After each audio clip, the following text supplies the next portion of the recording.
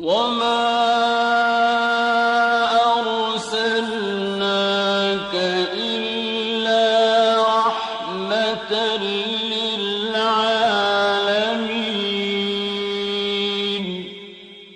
আসসালামু আলাইকুম ওয়া রাহমাতুল্লাহি ওয়া বারাকাতুহু। আলহামদুলিল্লাহি ওয়া কাফা ওয়া সালামুন আলা ইবাদিহিল্লাযিনা ইসতাফা ওয়া বা'দ। সম্মানিত ভাই ও বোনেরা, যারা কাছ থেকে অথবা দূর থেকে ইকরা বাংলা সামনে বসে সিরাতুন নবী এই প্রোগ্রামটা দেখছেন, সবাইকে আমার অন্তরের অন্তঃস্থল থেকে মোবারকবাদ জানাচ্ছি এবং এই দোয়া করছি যে আল্লাহ তাআলা যতক্ষণ পর্যন্ত আমরা এই সময়টা দেই আমাদের নবী মুহাম্মদ সাল্লাল্লাহু আলাইহি সাল্লামকে জানার জন্য, বোঝার জন্য, তার জীবনকে বোঝার জন্য, তার জীবন সম্পর্কে জানার জন্য এবং তার কি অবস্থা ছিল এটাকে বুঝে আমাদের জীবনটাকে ওই রকম সুন্দর করে গড়ে তোলার আঙ্গিকে নিয়ে যাওয়ার জন্য যারা নিয়াত করেছি, আল্লাহ তাআলা যেন আমাদের সবাইকে দুনিয়ায় শান্তিতে রাখেন এবং ইন্তেকালের পরে কবরে যখন আল্লাহ রসুলকে দেখানো হবে দেখে যেন আমরা চিনতে পারি এবং হাসরের ময়দানে যেন আমাদের নবী সাল্লাল্লাহু আলাইহি সাল্লামকে আমরা কাছে পাই এবং তার শাফাআত যেন আমাদের আসে, জান্নাতে যেন তার সাথে আমরা একসাথে থাকতে পারি।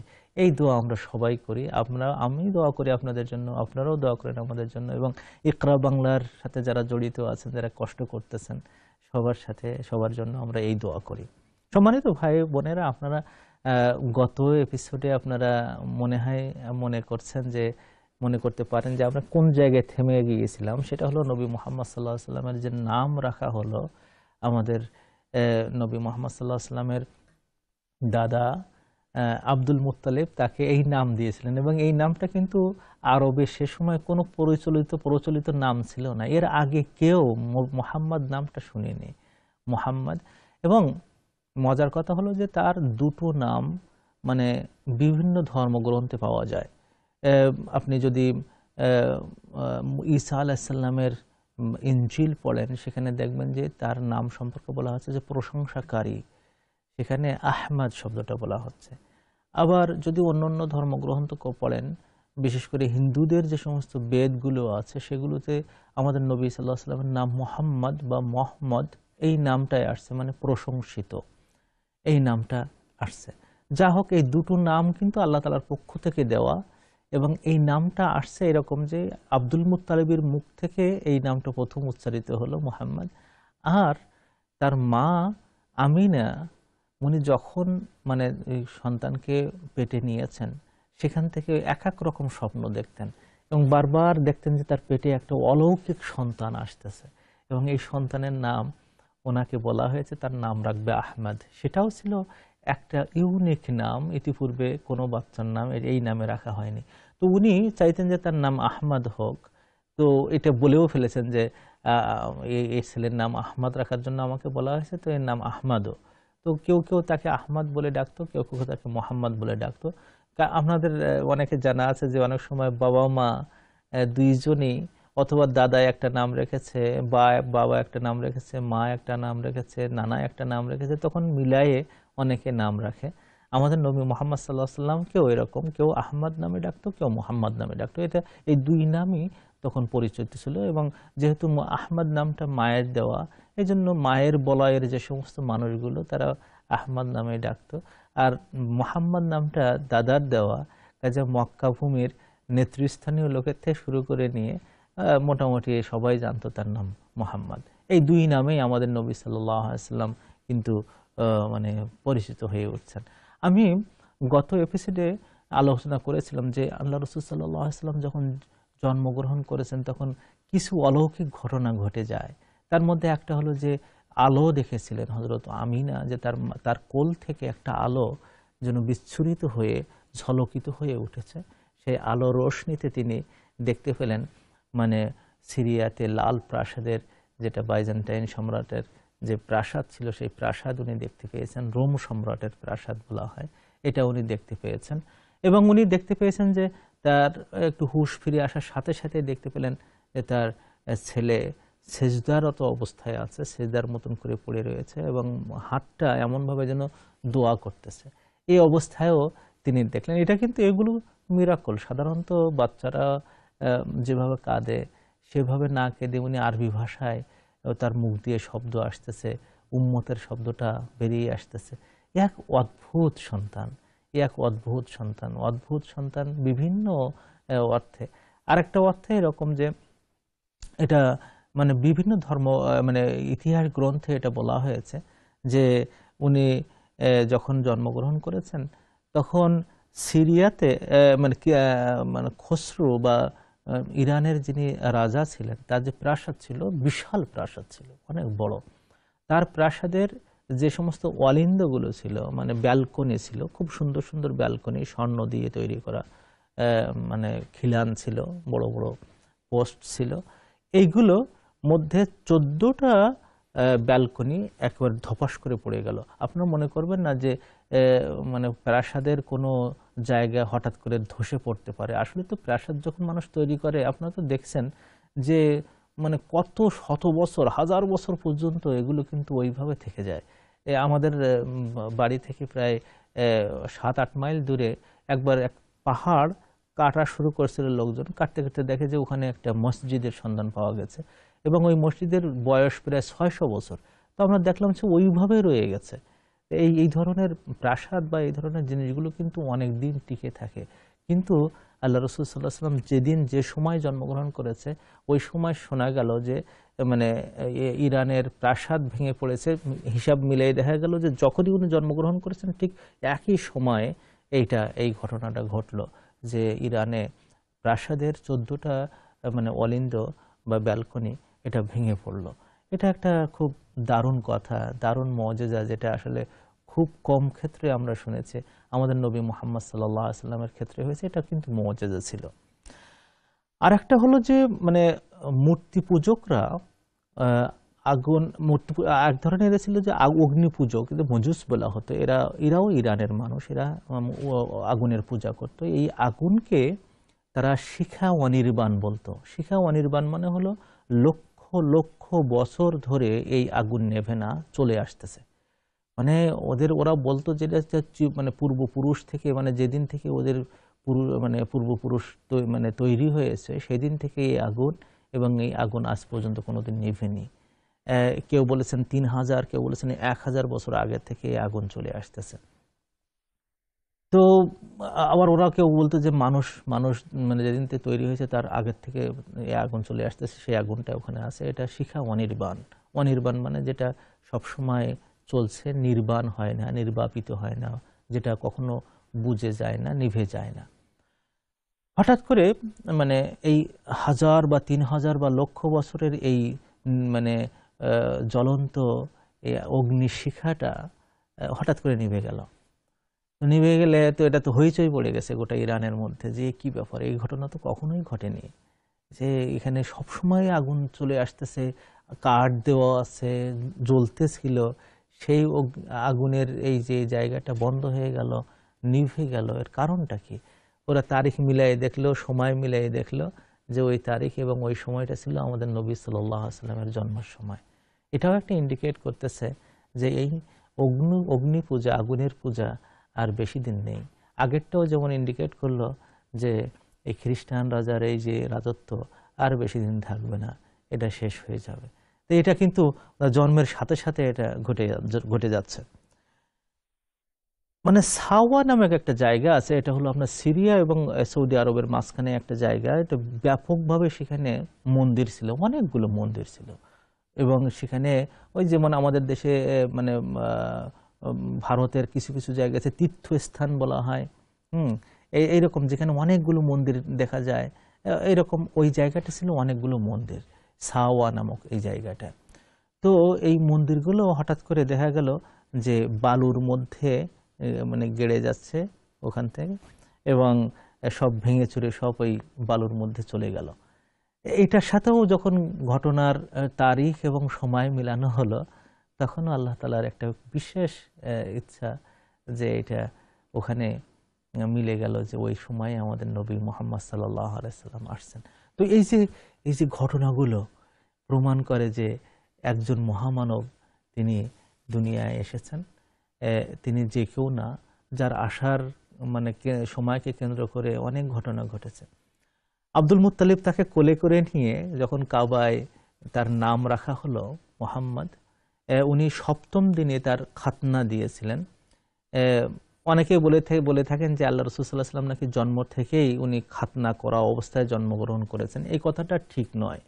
ঠিক নয়, কারণ এখানের যে রেওয়ায়াতকারী যারা আছেন, দুইজন রেওয়ায়াতকারী আছেন যারা অত্যন্ত দুর্বল, যাদের হাদিস গ্রহণ করা যায় না। তবে আহ, ইবনুল কাইয়িম আল জাওজিয়া তিনি জাদুল মাআদের মধ্যে এইগুলোকে মানে ব্যাখ্যা করে উনি বলেছেন যে আমার কাছে সবচেয়ে ওই রেওয়ায়াতটা ভালো মনে হয় যেখানে দেখা যায় যে তার দাদা আব্দুল মুত্তালিব তাকে নাম এবং খাতনা দিয়েছিলেন, সপ্তম দিনে খাতনা দিয়েছিলেন। এই এই রেওয়ায়াতটা তিনি বলেছেন যে আমার কাছে সবচেয়ে সুন্দর মনে হয়। আমার কাছেও তাই। কারণ হলো যে দেখেন আল্লাহ রাসূল সাল্লাল্লাহু আলাইহি ওয়াসাল্লাম যে মাখতুন হয়েছেন, মানে জন্মগ্রহণ করেছেন খাতনাযুক্ত অবস্থায়, এটা কিন্তু যারা বর্ণনা করেছেন তাদের রেওয়ায়াতের চেয়ে ওনার দাদা তাকে মানে খাতনা দিয়েছেন, এই রেওয়ায়াতটা আরো সুন্দর। তবাকাতে ইবনে সাআদের মধ্যে মানে একটা মানে হাদিস উনি উল্লেখ করেছেন, সেখানে উনি বলছেন মুহাম্মদ আল আসলামি এই হাদিসটা রেওয়ায়াত করেছেন, যদিও হাদিসটা মাকতু, কিন্তু এটা বিভিন্ন ইতিহাসের মধ্যে আছে যে যেদিন তার খাতনা হয় সেদিন আব্দুল মুত্তালিব একটা গান গেয়েছিলেন। আমি অবশ্য গলাটা খুব ভালো থাকলে আমি এই গানটা আপনাদেরকে শোনাতাম, কিন্তু দুর্ভাগ্যজনকভাবে আমার গলাটা খুব বেশি ভালো না। উনি যে গানটা গেয়েছিলেন তাও আমি একটু চেষ্টা করি, মানে সুর না হলেও মানে গানটা যেহেতু আব্দুল মুত্তালিব গিয়েছিলেন আমাদের নবীকে কোলে করে নিয়ে আনন্দ করে, তো আমিও সেই আনন্দে শরিক হচ্ছি। তিনি তার কণ্ঠে এই গানটা সেদিন এইভাবে আসছিল, আলহামদুলিল্লাহিল্লাযী আ'তানি হাযাল গুলামাত তাইয়িবাল আরদানি। এইভাবে গানটা আসছে আর কি। তো মানে এই গানটা আমি মালয়েশিয়া রায়হান শিল্পগোষ্ঠীর কণ্ঠে এটা একবার শুনছিলাম, খুবই সুন্দর। আপনারা যদি কেউ ইউটিউবে দেন এইভাবে যে আলহামদুলিল্লাহিল্লাযী আ'তানি, তাহলে এই গানটা আপনারা শুনতে পাবেন। এই গানটার অর্থ হলো যে তিনি কিন্তু আব্দুল মুত্তালিব কিন্তু আল্লাহকে বিশ্বাস করতেন। তো উনি এই এই এই কথা বলে বলে কোলে করে নিয়ে গান গাচ্ছেন এবং বলছেন যে আলহামদুলিল্লাহ, সমস্ত প্রশংসা আল্লাহ তাআলার জন্য যিনি আমাকে দান করেছেন। দেখেন উনি বলছেন যে আব্দুল্লাহকে আব্দুল্লাহ সন্তান, কিন্তু তিনি এমনভাবে নিয়েছেন যে নিজের সন্তান মনে করেছেন। দুই সম্পর্ক, একদিক দিয়ে হলো নিজের সন্তানের সন্তান মানে দাদা, আর একদিক দিয়ে হলো তার ওয়াইফের আপন চাচাতো বোনের ছেলে, তাহলে দুই দিকের সম্পর্ক। উনি বলছেন যে আলহামদুলিল্লাহিল্লাযী আ'তানি, সেই আল্লাহ তাআলার প্রশংসা যিনি আমাকে দিয়েছেন হাদাল গোলামাত তাইয়্যিব, এই সুন্দর পবিত্র গোলামটাকে, পবিত্র বাচ্চাটাকে, তাইয়্যিব আল আরদানি, যিনি মনের দিক দিয়ে অত্যন্ত পবিত্র। দেখেন মানে আল্লাহ রাসূল জন্মগ্রহণ করছেন এবং তার কোলে করে নিয়ে সে সময়কার আরবের সম্ভ্রান্ত একজন মানুষ যিনি তার দাদা হন, তিনি যেসব শব্দগুলো বলতেছেন সবগুলো মানে এগুলো কিন্তু ওই সময় ছিল না, কিন্তু উনি প্রেডিকশন করছেন যে সামনে আমার সন্তানের এরকম হবে, মানে নবী যে একজন আসতেছে হবে, এটা মানুষজন বুঝতেই পারতেছে। এরপরে বলছেন কদ সাদা ফিল মাহদি আলাল গিলমানি, এই সন্তান সেই সন্তান যে মানে মায়ের পেট থেকে বের হয়ে যখন তাকে দোলনায় দেওয়া হলো, এই দোলনা থেকেই সমস্ত বাচ্চাদের সর্দার হয়ে গেছেন।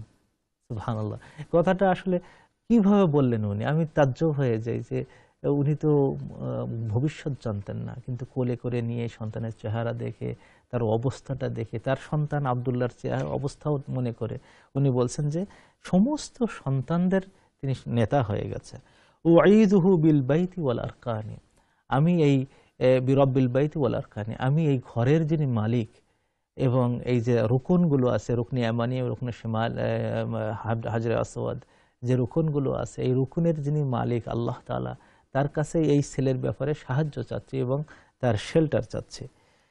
হাত্তা আরাহু বালিগাল বুনিয়ানি, যেন আমি আমি দেখতে পাই, যেহেতু ছেলে বাবা মারা গেছে, তো উনি বলছে আমি যেন তাকে এমন অবস্থা দেখতে পাই খুব সুঠাম দেহের অধিকারী হয়ে অনেক বড় বালেগ হয়ে উঠেছে।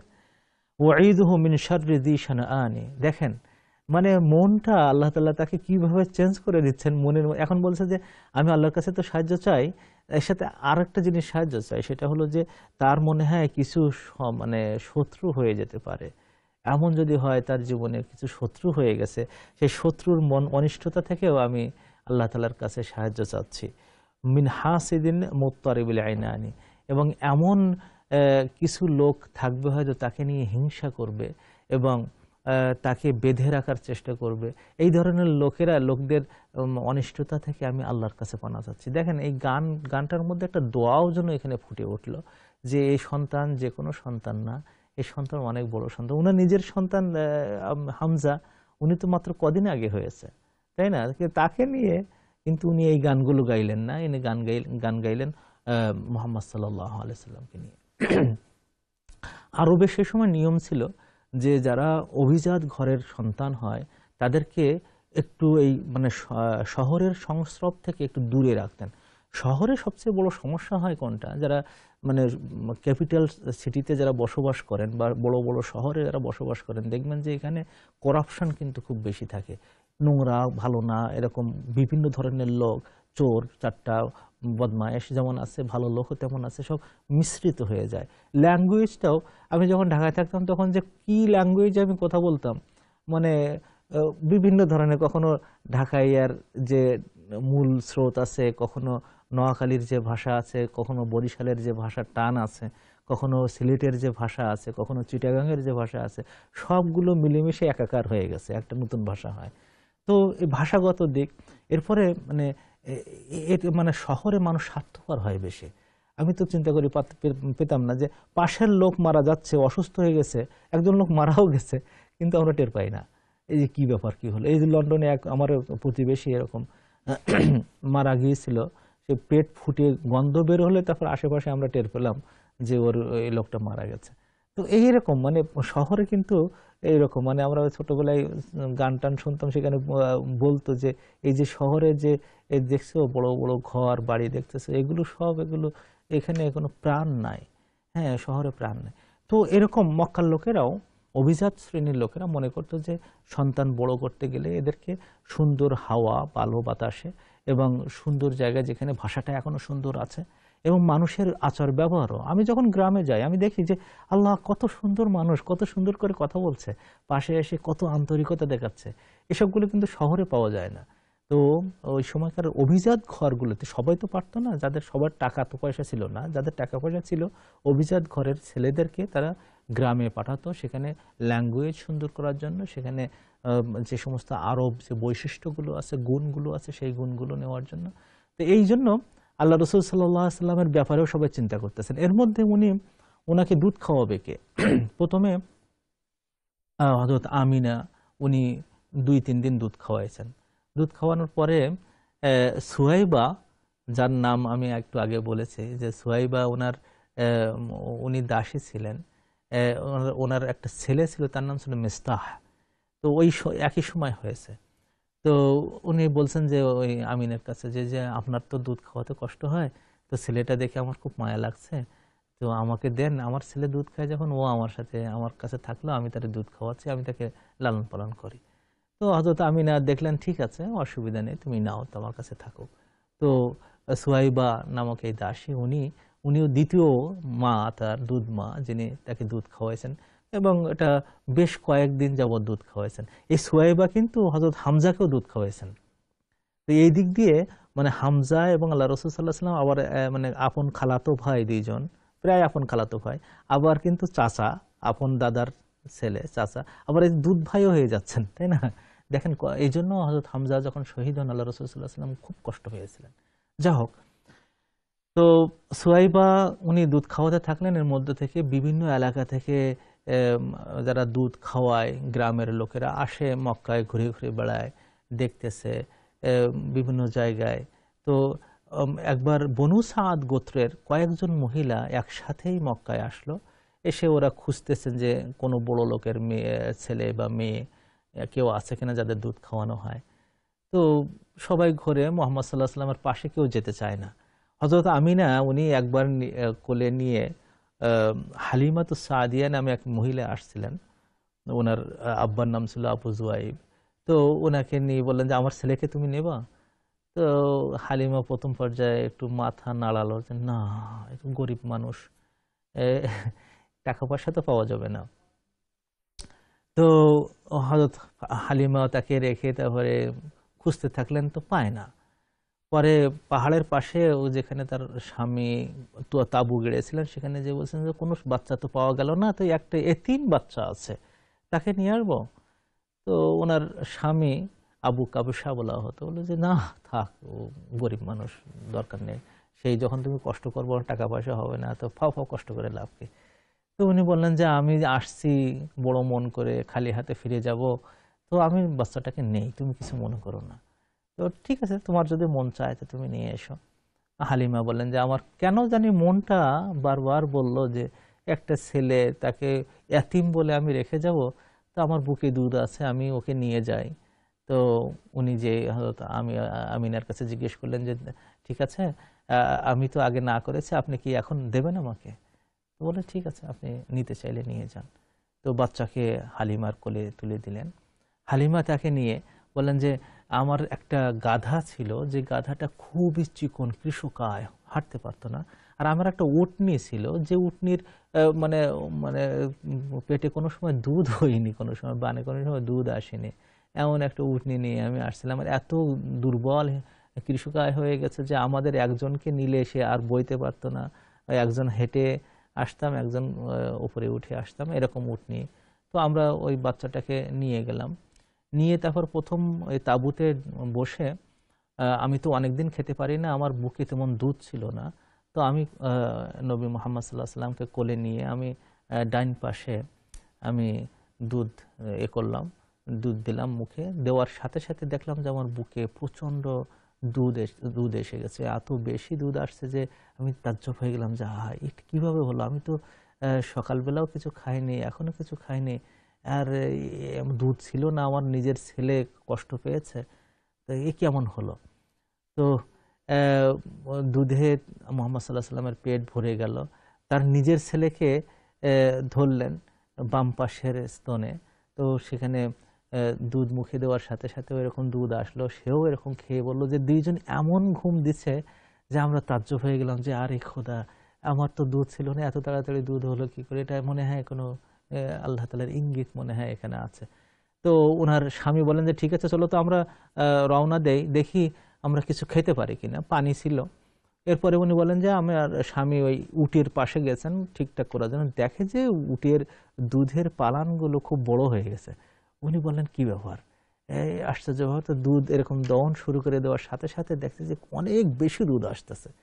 উনি বললেন যে হালিমা, খবর খুব দারুণ খবর, এটা মানে মিরাক্কুলাস ঘটনা, এর তো কোনো দুধ তো কয়েক বছর যাবত হয় না, এই দেখো এখন দুধে একবার ফেটে যাচ্ছে।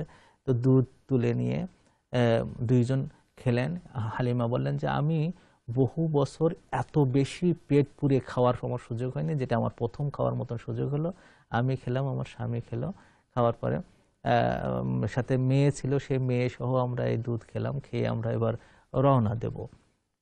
মিরাক্কুলাস ঘটনা। আসলে আমাদের নবী সাল্লাল্লাহু আলাইহি ওয়াসাল্লামের ঘটনাগুলো এত এত মিষ্টি, এত সুন্দর, এত প্রজ্ঞাময়, এত বরকতপূর্ণ, যেগুলো শুনতে আরো বেশি মন চায়। তো দুঃখিত আজকে আর সময় পাচ্ছি না। আমরা ইনশাআল্লাহ সামনের এপিসোডে হালিমার এই জার্নির বর্ণনাটা, তার মুখ থেকে তিনি কিভাবে বর্ণনা দিয়েছেন, আমি হুবহু তার অনুবাদ করে আপনাদেরকে ইনশাআল্লাহ শোনাবো। আপনারা ততক্ষণে ভালো থাকবেন ইনশাআল্লাহ। আমার জন্য দোয়া করুন, আমিও আপনাদের জন্য দোয়া করি আল্লাহ তাআলা যেন আমাদেরকে জান্নাতে আমাদের নবী মুহাম্মদ সাল্লাল্লাহু আলাইহি ওয়াসাল্লামের পাশে থাকার মতন তৌফিক দান করুন। আপনাদেরকে মোবারকবাদ জানিয়ে আজকের মতন এখানে শেষ করছি। আসসালামু আলাইকুম ওয়া রাহমাতুল্লাহি ওয়া বারাকাতুহু। وما أرسلناك إلا رحمة